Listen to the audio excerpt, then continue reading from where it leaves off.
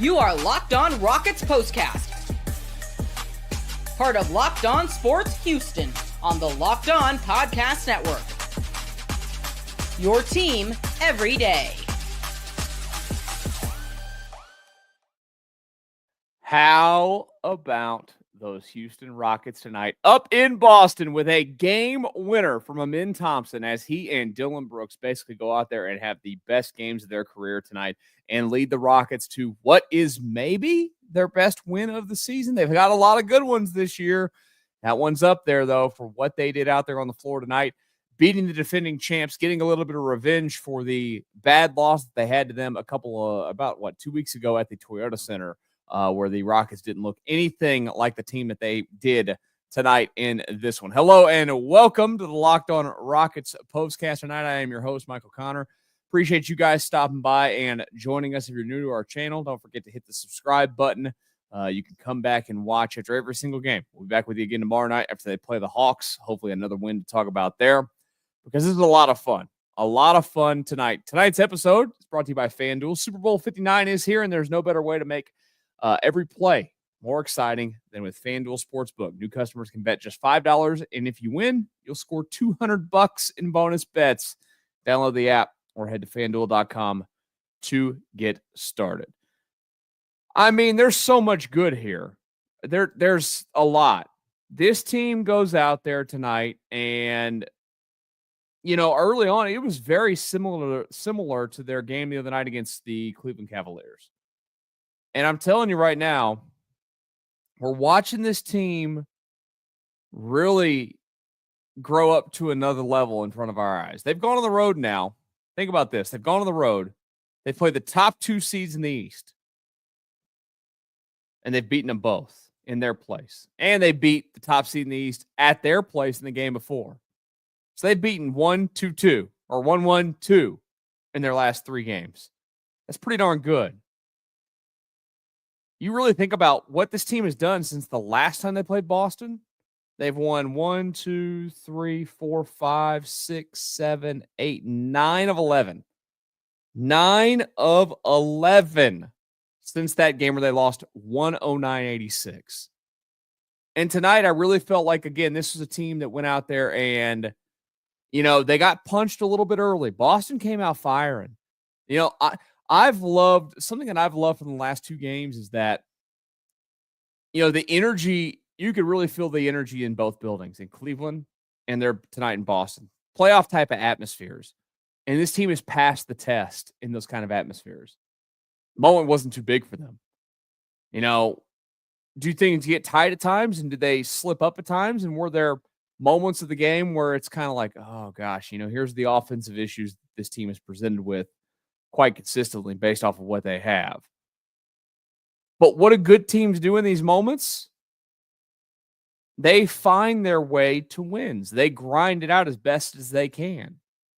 And look, tonight, if you had sat down today and kind of spelled out how this game goes in a scenario where the Rockets win, you would probably said, well, that means Jalen Green probably came out and had a really good shooting night. Alpy probably did some really good stuff. And the other guys kind of do what they typically do. Never in your life would you have said, well, Dillon Brooks is going to go for 36 and knock down 10 3-pointers. Amin Thompson is going to go for a career-high 33. I mean, you would have expected really good out of him because he's been awesome, but I wasn't expecting a career-high 33 tonight and 10 rebounds and 4 assists. Did he have a block shot? And a block shot. And he only missed 6 shots from the field. And he knocked down a 3. And he knocked down 6 of 8 from the line. All of that happened tonight for this team. And then, oh, by the way, Alpy, not a good night. Jalen Green, buns. Absolute buns in terms of his game tonight. And the Rockets walk out of there with a 114-112 victory. Keys to it, go look at it. Didn't turn the ball over. 7 turnovers tonight. Actually got beat in the rebounding department by 2. But points off of turnovers. Celtics had 15. They capitalized on 21 of them. They got out. They set the pace. I just thrilled with the effort tonight. Thrilled with the attention to detail. Thrilled with the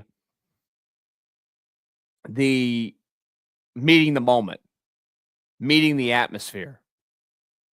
That, again, is a sign to me that we are watching a team blossom at a rapid pace, at a very rapid pace. And then they also do it, look, for their coach.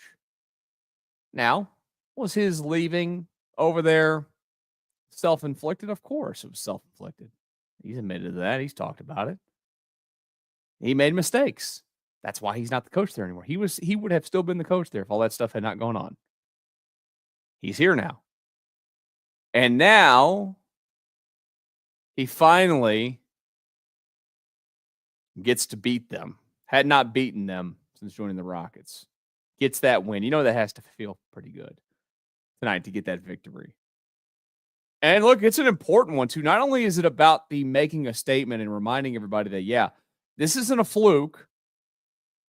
Look, the Rockets are in a West that's still, I've said it. I think that they're only teams that are going to compete with them for that top seed, that second seed, is going to be Memphis and Denver.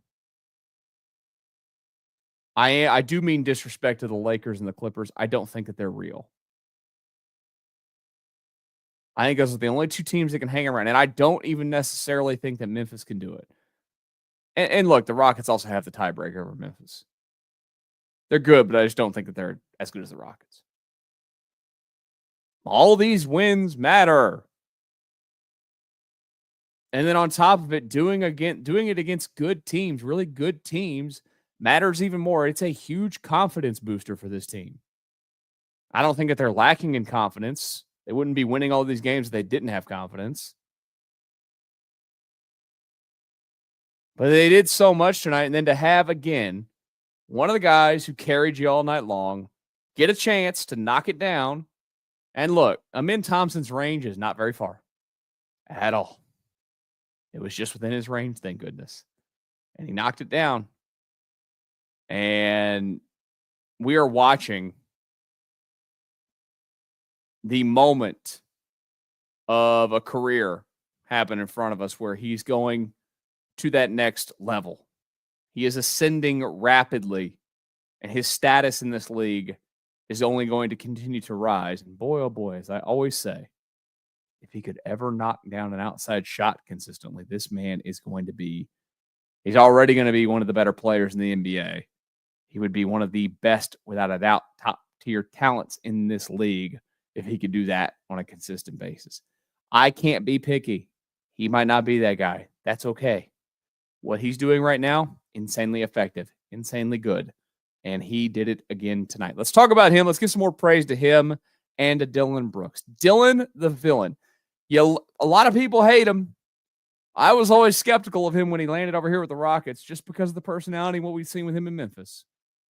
But, man, he really is a key cog to this team, and he is not getting enough love this season for what has gone on out there on the floor for this Rockets basketball team and how they performed. He has a lot of influence on how they've played and the way that they performed all year long. We'll talk about him next here on the Locked On Rockets Postcast.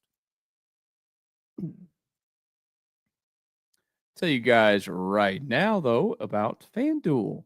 Super Bowl 59 is here. One game, two teams, endless possibilities, and there's no better way to make every play more exciting than with FanDuel Sportsbook.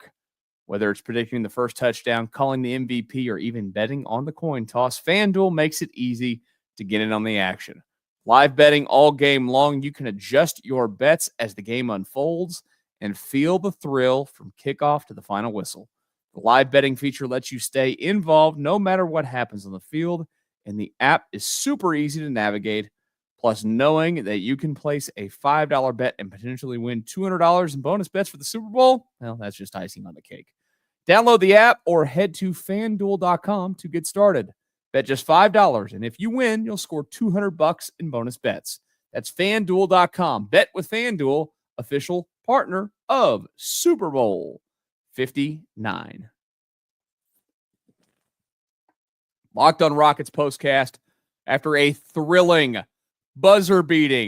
almost buzzer beating, 114-112 win over the Boston Celtics tonight as your Rockets continue to chug along in this unbelievable season that they are having.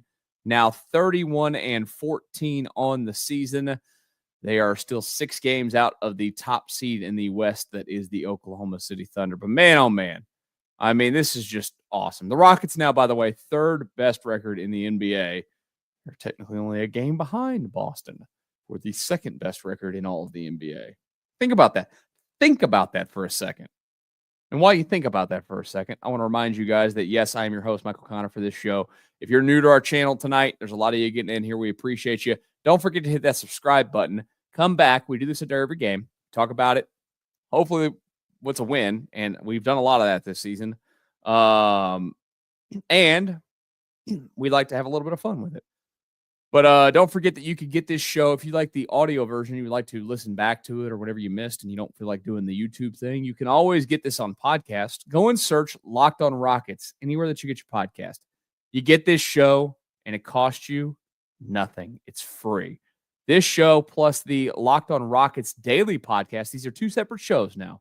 If you're still not new to this, or you're new to this and wondering who's this voice in the Locked On Rockets channel, I'm Michael Connor. The other voice is Jackson Gatlin. He does the daily show. I do the postcast show, which is the live post-game shows after every single game. So, again, just get locked in with both, with Locked On. You could do that right now by searching for Locked On Rockets anywhere that you get your podcast. Think about what I just said a second ago, that we're talking about a team that is right there to be at the 3rd best record in the entire NBA. And think about where you were a couple of years ago as a Rockets fan. It's hard to find a lot of you guys. I mean, look, even me, I'm as diehard Houston sports as it gets, and I've always prided myself, in my years of being on the radio. If you did not know, I was on the radio in Houston for the Rockets and Astros flagship station for a long time, doing pre- and post-game shows. I always watched all the games. When the Astros were terrible for years, I watched all the Astros games. When the Rockets were terrible for years, I watched all the Rockets games. It didn't matter. I'm going to watch them. Did it suck? Yeah, it sucked. So think about if you pained yourself through it. Doesn't this feel nice? Yeah, you deserve it. And they deserve it for, scouting properly, making the right hires, doing their thing. And here you are now, sitting here in the middle of the season, and you're about to hit the All-Star break as one of the best teams in the league. And it's in large part because of guys like Amin Thompson and guys like Dylan Brooks. And we got to give more love to those guys tonight. I also want to talk a little bit about how we keep getting closer to this NBA trade deadline. And man, I'm still so torn on what this team has to do, what this team is going to do, because they're so good right now. How do you break this up? I don't know. We'll talk about it before we get out of here. Also take a look at the keys to beating the Hawks as well. But Amin Thompson, we talked about it there a little bit in that first segment, has really blossomed into the player that he is right in front of our eyes this season, like taking it to that next level. The maturity's come along with it. And then there's Dylan Brooks.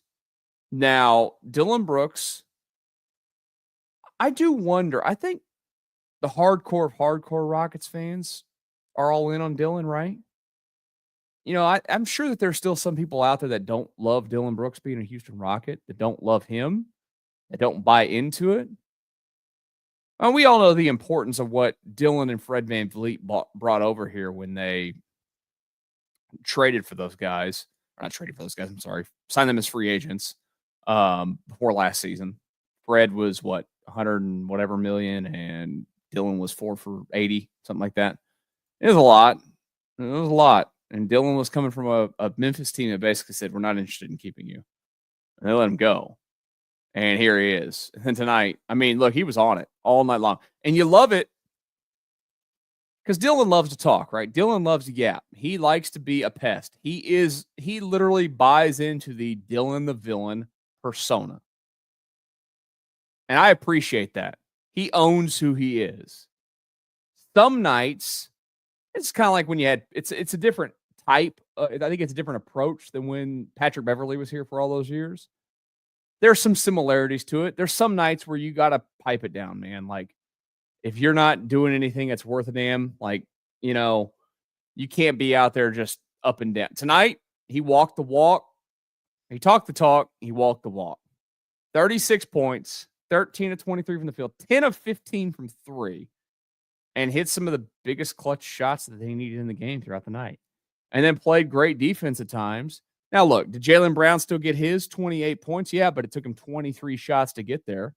Dillon played some really good defense on him. They had Dillon roughing up the big men. Now, they're big men tonight. That's one of the things that I did love in the game. Now, Porzingis had foul trouble, and he was only limited to 25 minutes. But him and Cornette had a career night, felt like. That guy was going ham on the Rockets all night long. But Dillon Brooks tonight reminded me that I think I need to love him as a Rocket more than I have. He's one of those guys that is, is one of those guys that I think you always hate when he's not on your team, of course, but when he's on your team, you appreciate him a lot more, right? And I've really grown to appreciate what he brings this team, the toughness, the attitude, the feistiness. I think that there's nothing wrong with having a player like that on your team that gets under the skin of the other team. I think when you have a truly great defensive team, you have to have those kind of guys. And he is that guy for this team. And he is that guy on a nightly basis. And I am appreciative of that and the mentality that he brings to the Rockets all the time.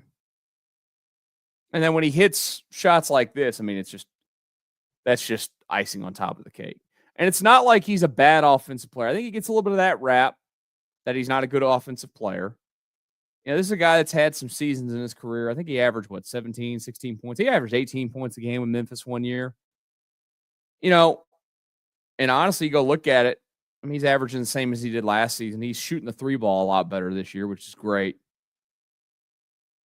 If he consistently plays like, I'm not saying 33 a night, but if he consistently plays like the guy that he has this season, it's a good signing.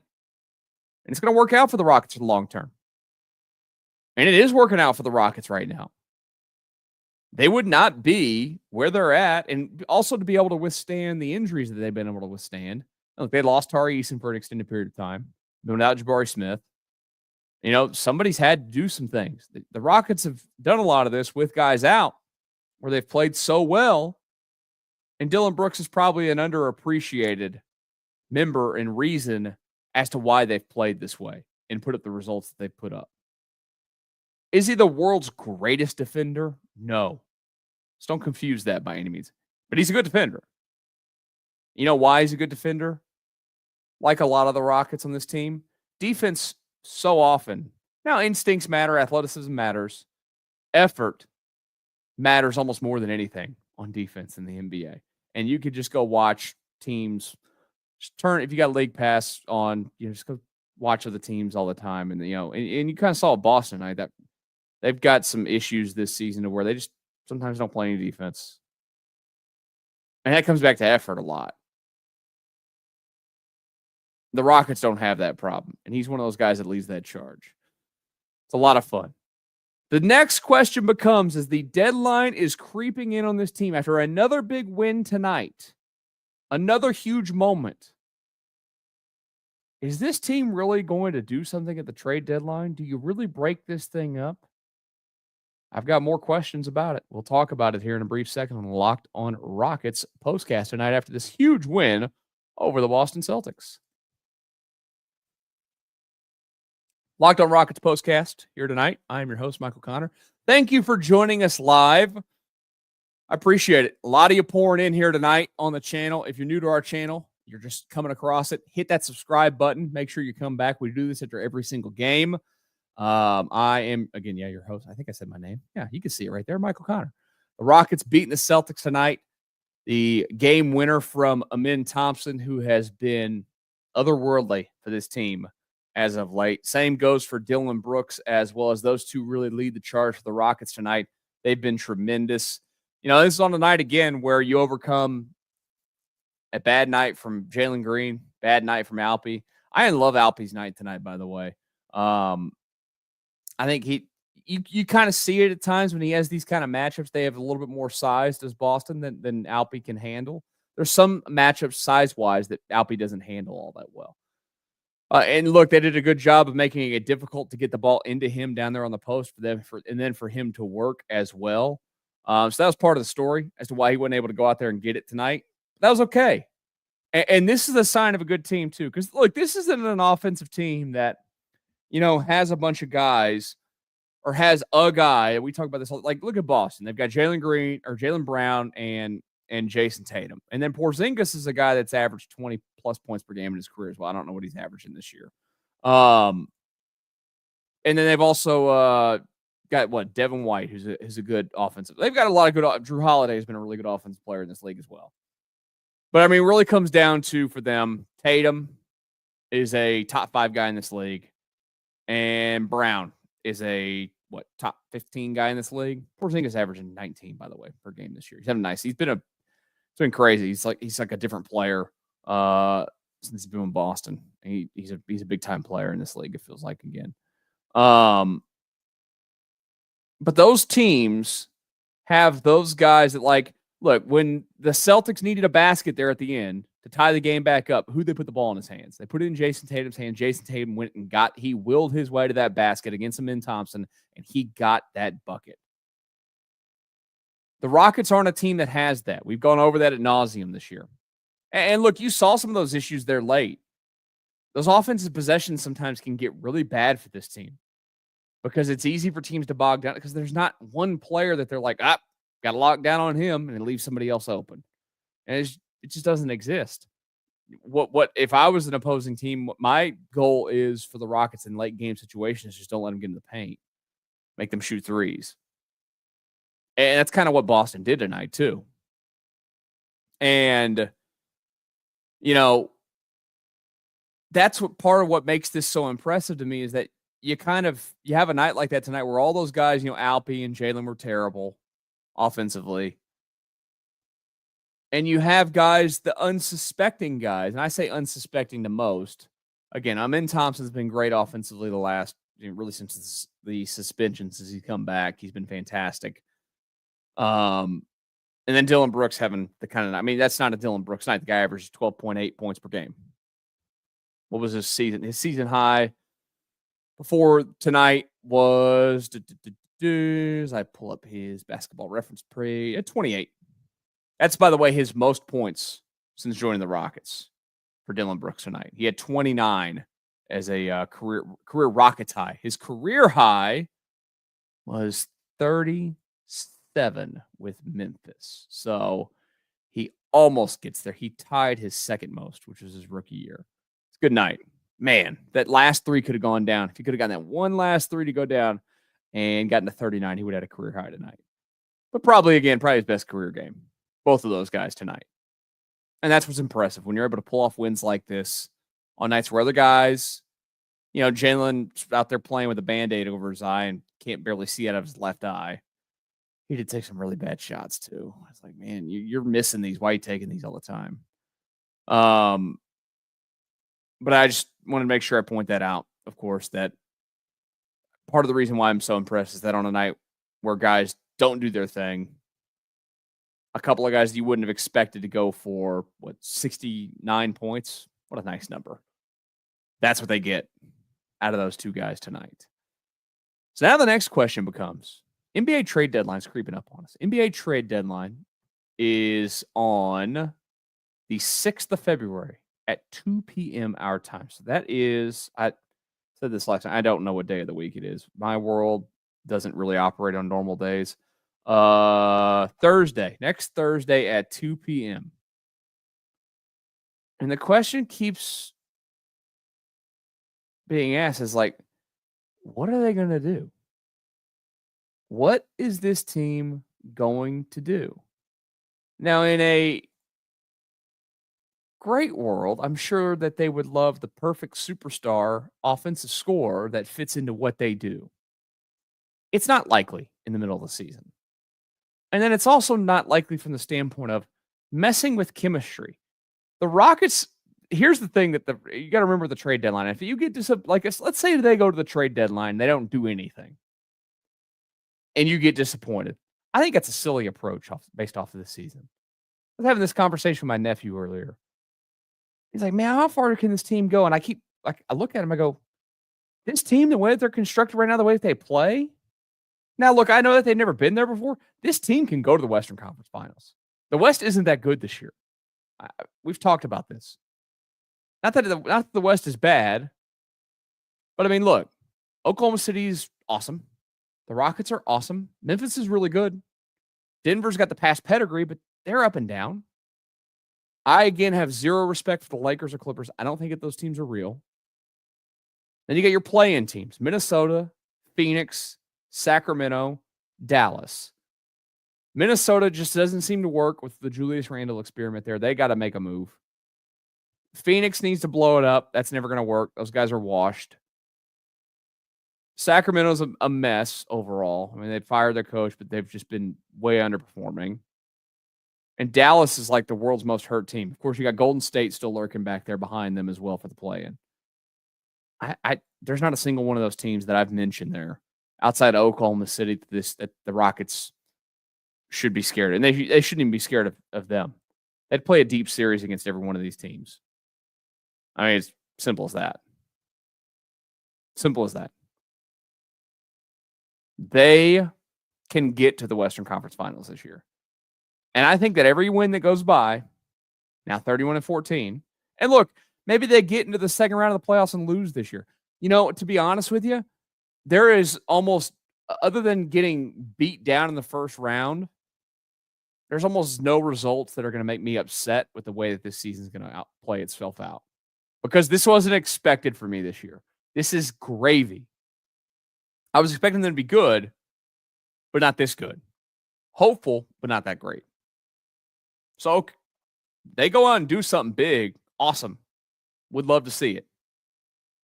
And I keep watching them, and I keep convincing myself every night, you don't need to break up the chemistry. Small trade.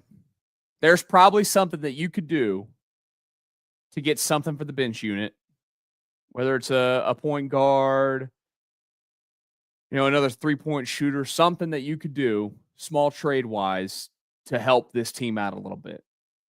But I really do think that shaking it up big time here is probably a mistake. This team deserves to see it out. And then also on top of it, they're super young. They could actually get better from this. They could ascend even higher. This could just be the start of things with this core group, which is a scary thought for the rest of the NBA. It's also a scary thought that we might not ever talk about a loss again. That'd be nice. They're going to play again tomorrow night, by the way, against the Hawks. Now, that's a good Hawks team. You want to go down there to Atlanta. It's a makeup from the weather out, the ice storm down there in Atlanta. I say a good Hawks team. They're up and down.